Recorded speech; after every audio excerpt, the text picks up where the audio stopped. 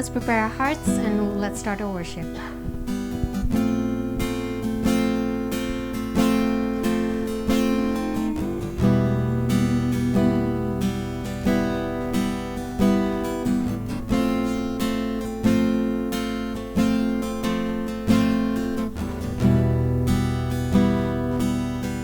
Take me back to the garden.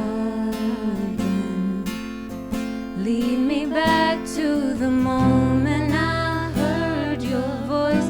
Take me back to communion. Lead me back to the moment I saw your face. And it was all so simple. It was easy to love.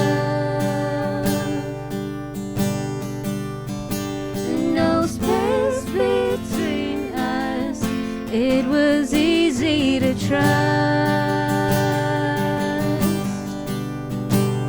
'cause you are closer, closer than my skin.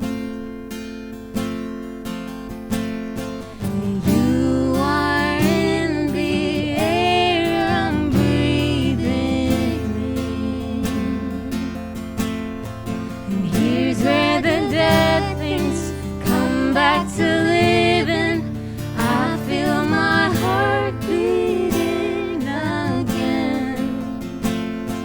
It feels so good to know you are my friend. And this is the garden. Here in the place I'll find you close. And this is communion. Here in the place I'm fully known. And it was all so simple. You're so easy to love. No space between us. You're so easy to trust.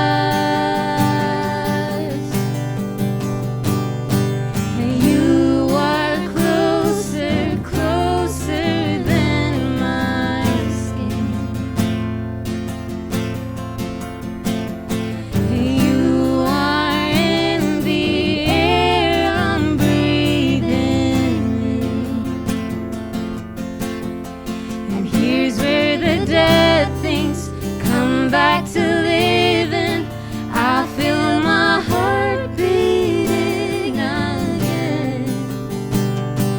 It feels so good to know you are my friend.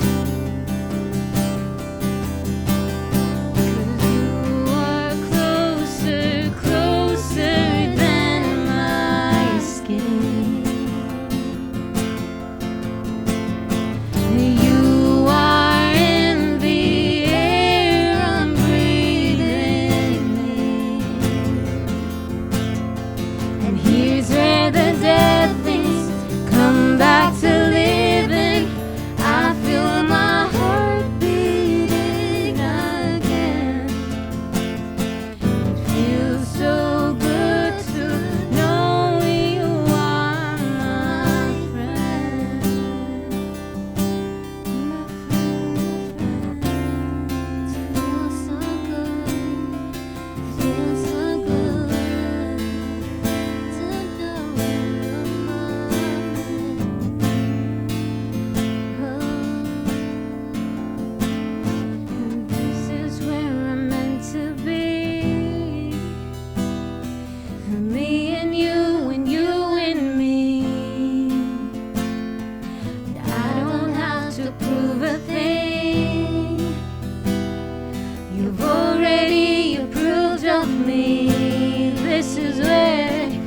This is where I'm meant to be.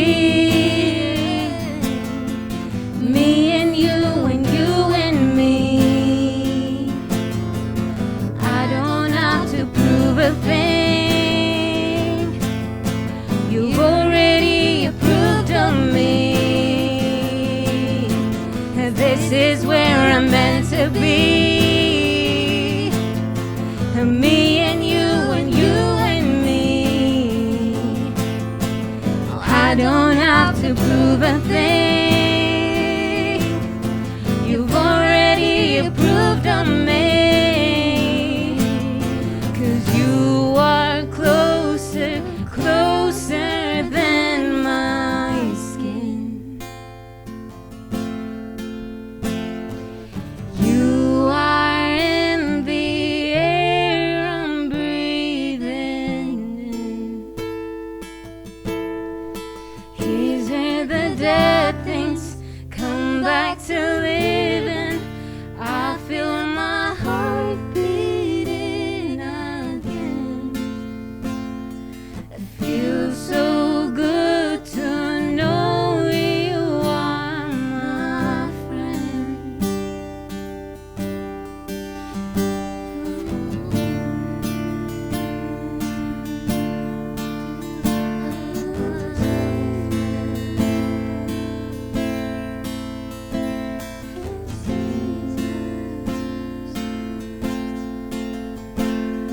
Cause you are closer, closer than my skin. You are in the air I'm breathing in. Here's where the dead things come back to living. I feel my heart beating again. It feels so good to know you are my friend. Father, Lord, we thank you, God, for today. We thank you, God, that you gave us the opportunity and chance and privilege, God, to worship you, to hear your voice, God. Father, Lord, work in each and every one of us as individuals, Father. Wherever you put us, Father, have our hearts open, Father, to do your good work. And Father, Lord, now I want to listen to our church, to our service, to our sermon. Father God, I pray, Lord, that you open each and every one of our hearts, each and every one of our ears, God, to listen to your word, Father, to be in communion with you. Thank you, Lord. In Jesus' name we pray, amen. Shalom segenap jemaat dewasa muda dari GBI Sungai Yordan. Apa kabarnya? Semoga semua dalam keadaan sehat, semangat, dan tetap dekat sama Tuhan. Apapun yang terjadi, tetap fokus kepada Tuhan punya rencana, bukan kepada bencana. Terima kasih, saya Fernando Conan dapat kesempatan untuk berbagi berkat lewat sharing pemberitaan firman Tuhan. Sebelum kita mulai, sama-sama yuk kita satukan hati, kita berdoa kepada Tuhan. Bapak, terima kasih buat kebaikan-Mu yang gak pernah putus dalam hidup kami. Terima kasih kalau kami boleh kembali datang kepadamu untuk beribadah, dan sebentar kami mau mendengar firman Tuhan. Berkati hamba-Mu, urapi hamba-Mu, dan juga kami semua yang ikut ibadah ini, Tuhan. Kami sama-sama diberkati oleh setiap kebenaran firman Tuhan, biar ketika benih itu ditabur, itu bisa berbuah sampai dengan 100 kali lipat. Terima kasih, kami siap menyiapkan tanah hati yang terbaik, sikap hati yang haus dan lapar untuk menyambut setiap kebenaran firman Tuhan. Di dalam nama Tuhan Yesus, kami telah berdoa dan mengucapkan syukur. Yang percaya sama-sama kita katakan, amin. Shalom sekali lagi. Hari ini saya akan bagikan satu tema yang buat saya sangat penting untuk kita dengar untuk mengawali tahun 2022 ini. Kita perlu untuk start strong, mengawali tahun dengan kuat, dengan sungguh-sungguh, dengan sikap hati, mental, pikiran yang benar. Tema khotbah pada hari ini adalah problem is no problem. Problem is no problem. Jadi saya ingin kita sebagai anak-anak Tuhan memiliki mentalitas ini nih. Bukan problem itu nggak ada ya, tetapi no problem. Bukan masalah itu nggak ada, tapi ya bukan masalah. Memang tidak ada yang salah dengan masalah. Yang salah kalau kita terus menyalahkan masalah dan kita menjadi si pembuat masalah. Nah, itu baru salah. Apa yang kita mau bahas dari tema problem is no problem? Sadari problem adalah bagian dari perjalanan kehidupan kita. Apapun yang kita lakukan, apapun yang kita putuskan, tetap ada problem yang diizinkan Tuhan terjadi dengan tujuan bukan untuk menghancurkan kita, tetapi untuk mendewasakan kita. Bukan untuk membuat kita jadi luluh lantah makin lemah, tapi justru membuat kita menjadi semakin kuat dan semakin bergantung kepada Tuhan. Dalam segala hal akan ada problem, saudara. Ambil keputusan, nggak ambil keputusan, tetap ada problem. Menikah, tidak menikah, tetap ada problem. Jomblo atau punya pasangan hidup, tetap ada problem.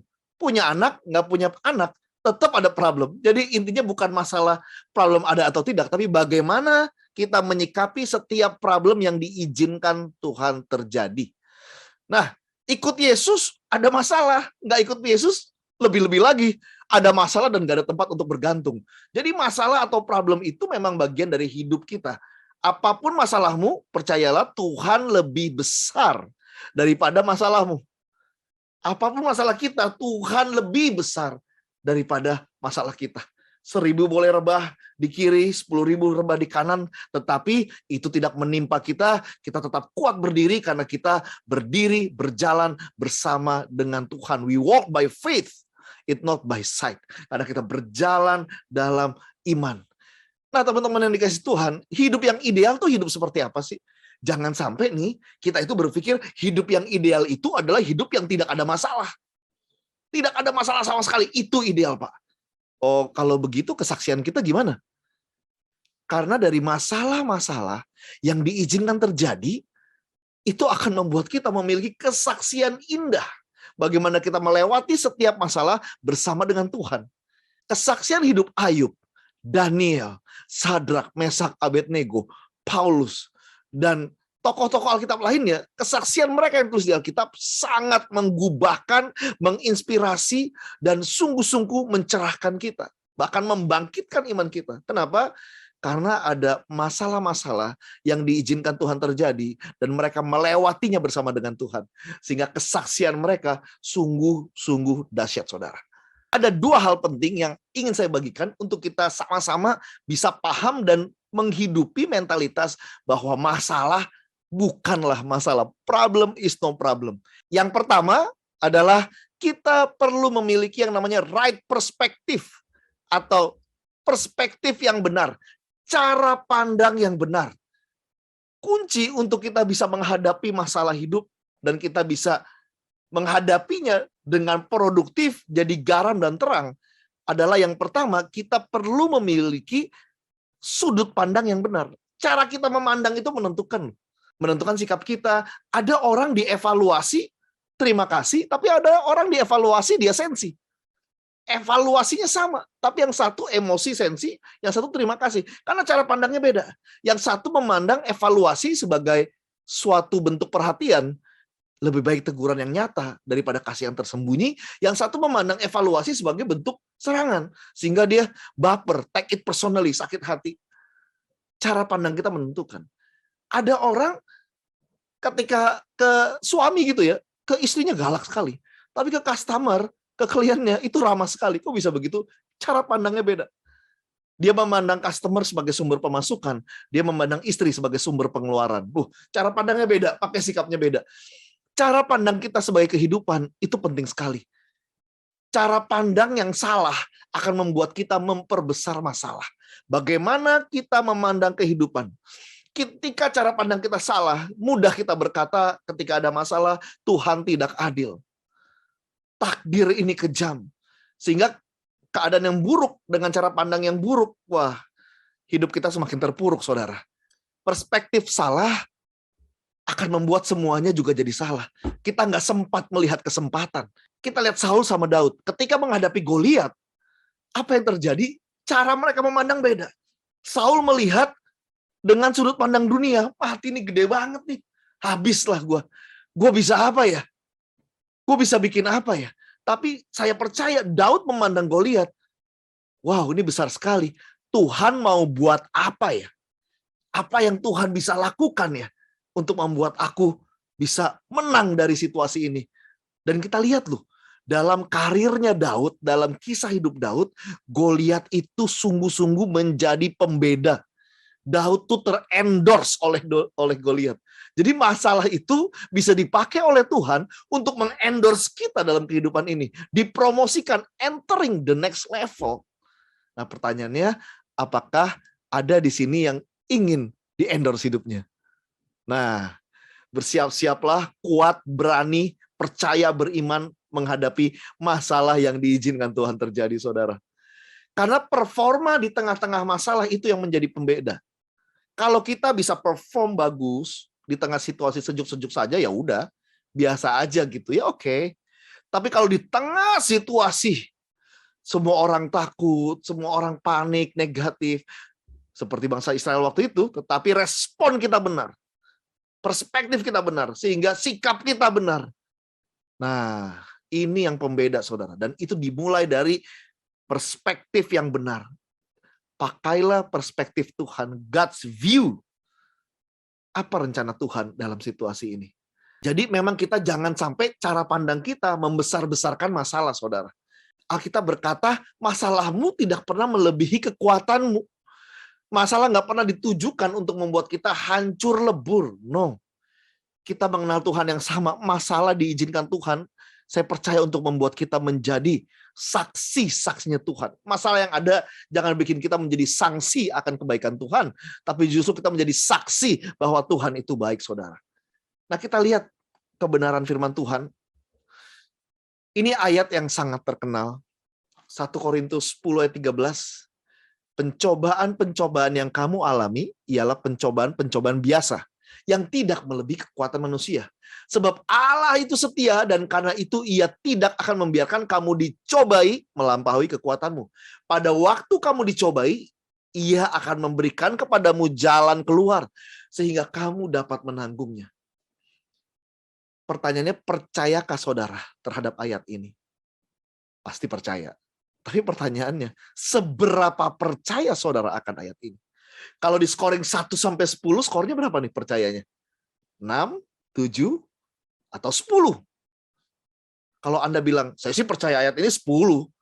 Kalau kita percayanya tingkat 10, kita semestinya tidak khawatir lagi, tidak takut lagi, tidak cemas lagi ketika ada masalah terjadi dalam hidup kita, saudara. Karena bukan masalah apakah kita percaya, tapi apakah kita benar-benar percaya. Di Alkitab, Yesus berkata, hai engkau yang kurang percaya. Percaya sih, tapi kurang. Hai engkau yang kurang percaya. Jadi penting untuk kita sungguh-sungguh percaya. Karena ayat ini kalau kita percaya aja jadi iman kita. Tumbuhkan ayat ini. Wow. Kita akan jadi anak Tuhan yang optimis, saudara. Dan saya percaya kita akan jadi saksinya Tuhan dalam hidup ini. Saksi jadi garam, jadi terang, saudara. Kita lihat pelan-pelan ayat ini. Bagian pertama, pencobaan-pencobaan yang kamu alami ialah pencobaan-pencobaan biasa yang tidak melebihi kekuatan manusia. Dari sini saja kita tahu bahwa pencobaan yang kita alami itu pencobaan biasa dan tidak melebihi kekuatan manusia. Artinya kita lebih kuat daripada masalah itu. Artinya kekuatan kita cukup untuk menanggung pencobaan-pencobaan atau masalah itu. Sudah jelas di sini tertulis. Lalu yang kedua, ini beautiful sekali bagian kedua ini. Sebab Allah itu setia. Allah itu setia dan karena itu Allah tidak akan membiarkan kamu dicobai melampaui kekuatanmu. Jadi kesetiaannya yang dalam diri Allah ini membuat dia akan terus memantau kita. Dan dia sungguh-sungguh selektif dan paham sebatas apa kekuatan kita. Dan dia nggak akan membiarkan kita dicobai melampaui kekuatan kita. Dan perhatikan, bagian ketiga sangat powerful. Pada waktu kamu dicobai, ketika kamu dicobai, Ia akan memberikan kepadamu jalan keluar. The way out, exit gate, the solution. Jalan keluar. Sehingga, intinya apa?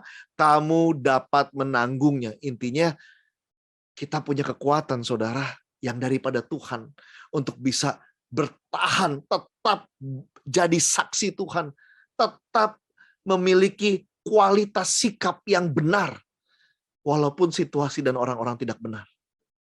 Doa saya biar 1 Korintus 10 ayat 13 ini, ayat yang sudah kita tahu dan percaya ini sungguh menjadi landasan iman kita, dan kita sungguh memiliki mentalitas problem is no problem. Masalah bukan masalah. Ada 3 hal yang kita pelajari dari 1 Korintus 10 ayat 13 ini, 3 part yang mengatakan dengan sangat jelas, you are stronger than your problem.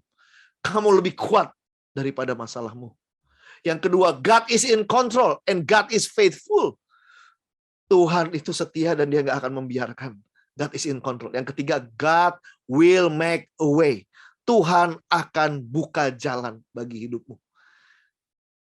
Imani dan amini, maka engkau akan aman, saudara. Iman, amin, aman. Percaya ayat ini sungguh menjadi landasan yang kuat untuk kita memiliki mentalitas problem is no problem. Yang pertama adalah kuncinya right perspective. Pikiran yang dikuasai oleh firman Tuhan. Penting firman Tuhan perlu kita baca. Baca kitab suci, doa tiap hari kalau mau tumbuh. Firman Tuhan bukan untuk mengubah kenyataan, tapi firman Tuhan untuk mengubahkan cara pandang kita terhadap kenyataan-kenyataan yang terjadi. Yusuf punya cara pandang yang dahsyat sekali, saudara. Ketika dia di puncak karirnya sebagai orang kedua di Mesir, kakak-kakaknya yang menjual dia, menjahati dia, nyemplungin dia ke sumur datang dan bilang, jangan marah kepada kami, jadikan kami budak aja deh, nggak apa-apa. Karena ketakutan, takut Yusuf balas dendam, karena ayahnya sudah mati, mereka ketakutan. Yusuf bilang apa? Apakah aku ini Tuhan? Tahukah engkau bahwa mungkin kalian mereka-rekakan itu untuk yang jahat, tetapi Tuhan mereka-rekakan itu untuk kebaikan, mungkin untuk alasan inilah hal itu diizinkan terjadi supaya aku bisa menyelamatkan sebuah bangsa yang besar. Yusuf memakai perspektifnya Tuhan, God's view, God's point of view dalam hidupnya, saudara. Yang kedua, yang penting untuk kita miliki setelah kita memiliki right perspektif, kita perlu memiliki yang namanya right response. Respon yang benar penting sekali untuk kita miliki. Ketika orang-orang tidak benar, respon kita benar.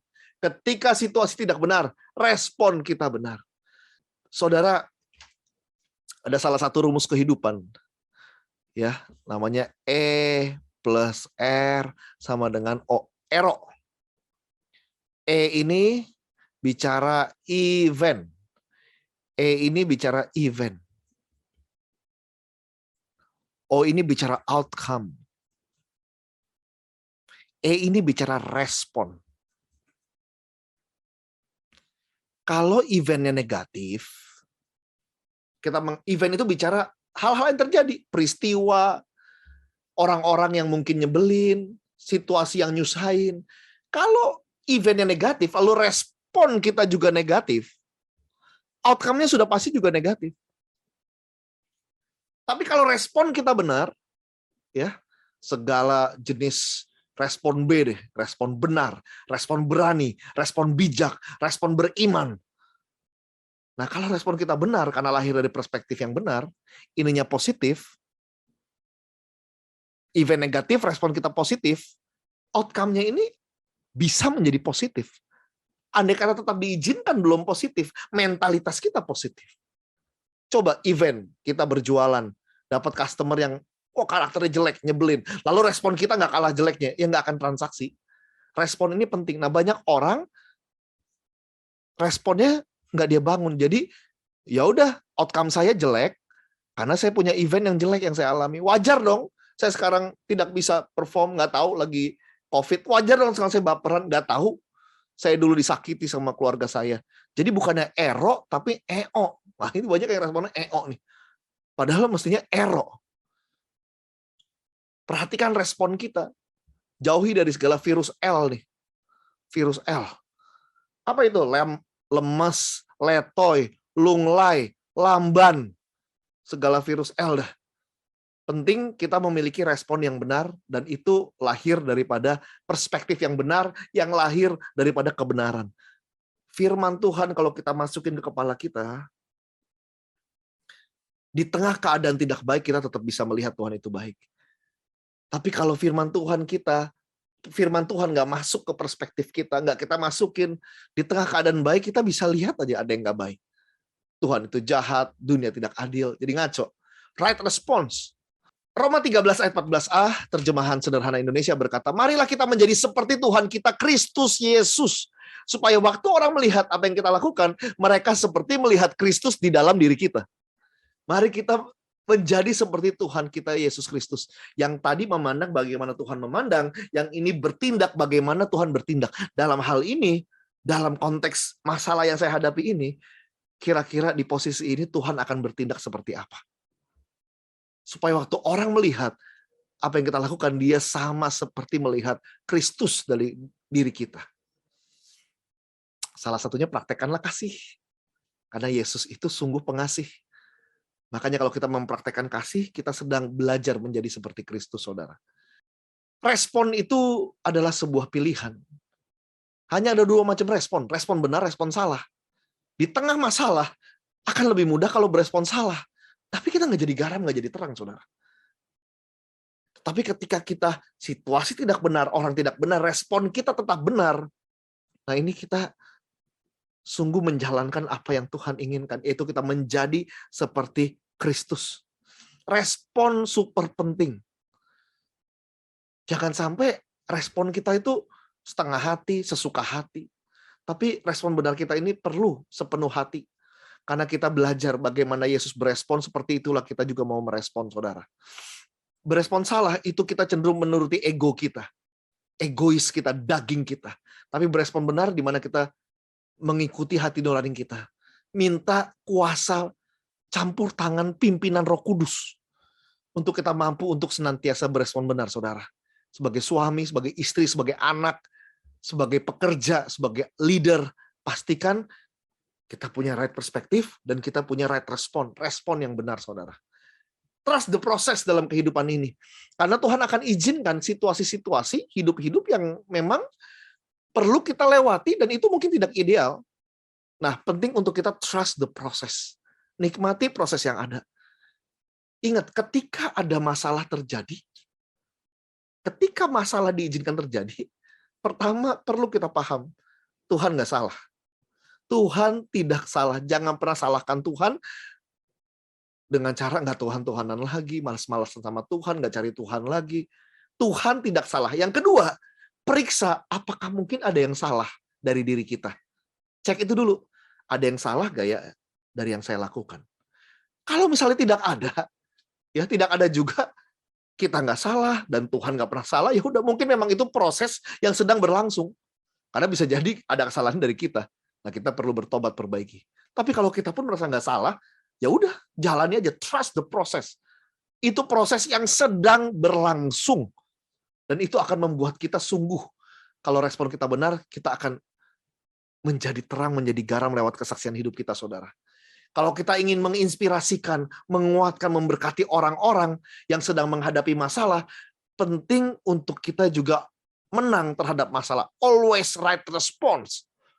Lewat respon-respon benar kita bisa menginspirasi, menguatkan orang yang juga menghadapi masalah dalam hidup mereka, saudara. Trust the process. Respon benar ini perlu dilatih, saudara. Perlu dilatih. Karena daging kita maunya responnya salah, respon daging egois. Dan percayalah di balik masalah, di balik problem itu ada berkat. Dan di balik berkat itu ada Tuhan. Jadi problem itu seringkali membuat kita justru semakin dekat sama Tuhan. Jadi nggak ada yang salah dengan masalah. Dan percayalah Tuhan mampu mengubah masalah menjadi berkat. Dan camkan, ingat ini, bukan hanya Tuhan mampu mengubah masalah menjadi berkat, Tuhan mau kita, saudara dan saya, menjadi berkat di tengah-tengah masalah yang kita hadapi. Bukan hanya Tuhan mampu mengubah masalah menjadi berkat, tapi Tuhan mau kita menjadi berkat di tengah-tengah masalah yang sedang kita hadapi, saudara. Saya ingat di fase saya dulu balik dari sekolah saya di luar negeri, saya itu balik gak ada uang, kan papa saya juga udah mati muda, saya di Jerman sekolah sambil kerja, duit ngepas aja, balik gak ada koneksi, gak ada uang. Saya menjalani hidup saya waktu itu bekerja ke kantor saya itu, karena gaji saya waktu itu kecil sekali memulai karir ya. Lalu saya supaya sedikit ngirit, naik angkot nih 2 kali nih. Sekali 5.000, nyambung lagi 5.000. Yang kedua, saya jalan kaki aja deh. Saya putuskan jalan kaki. Itu sekitar 15 menit jalan kaki. Nah, tetapi di tengah jalan kaki itu buat saya masa-masa yang terindah tuh. 15 menit pergi, 15 menit pulang, lalu naik angkot lagi. Jadi 30 menit terindah. Dalam fase itu kenapa? Saya bisa ngobrol sama Tuhan. Saya really happy, enjoy. Saya berkata-kata menguatkan diri saya, berdoa kepada Tuhan. Kadang teman lewat loh, "Nan lu jalan, ikut aja gue gonceng." Enggak. Ya kenapa? Saya lagi menikmati proses yang terjadi. Mungkin sekitar 6 bulan lah saya melakukan itu. Habis itu saya sudah sering ya ke klien, nggak harus ke kantor tapi ke klien, itu kan ada kendaraannya. Nah, jadi seperti itu, lewati aja, nggak bersungut, nggak bergumul. Trust the process. Ada fase-fase kehidupan, musim-musim kehidupan yang memang perlu, harus kita lalui, saudara. Kita lihat teladan dari Yusuf, Ayub, Daniel. Itu luar biasa, saudara. Sadrak, Mesak, Abednego. Hal buruk itu memang bisa menimpa orang baik. Tuhan izinkan. Bukan hanya menimpa orang yang tidak baik sebagai konsekuensi tindakan mereka.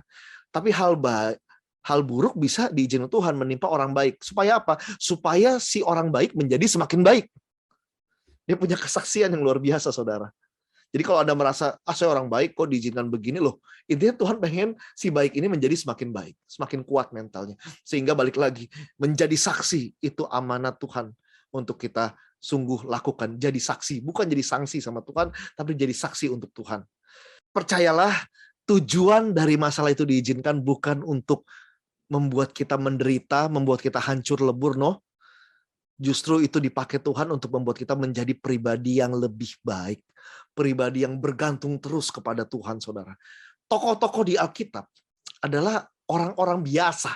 Tapi respon benar mereka luar biasa. Sehingga Tuhan bisa memakai mereka secara leluasa, saudara. Bayangin sebuah tokoh-tokoh hebat di Alkitab. Itu karena Tuhan sayang, lalu nggak diizinin ada problem apapun. Jadi Yusuf tanpa sumur dan penjara, bayangin aja. Daud tanpa Goliat dan Saul dalam hidupnya. Daniel tanpa gua singa. Nuh tanpa bahtera dan air bah. Abraham tanpa penantian iman dan pengorbanan Ishak. Rasul-rasul tanpa penganiayaan, Yesus tanpa salib. Apa yang terjadi dengan Alkitab? Mungkin tipis bukunya. Tapi kalau kita baca, nggak jadi berkat, saudara. Nggak ada kesaksiannya. Itu diizinkan Tuhan terjadi. Justru karena Tuhan sayang. Dan sayangnya Tuhan tuh pengen kehidupan mereka jadi berkat buat banyak orang, saudara. Jadi jangan mimpikan hidup tanpa masalah ya. Hidup tanpa masalah, nanti apa kesaksian kita?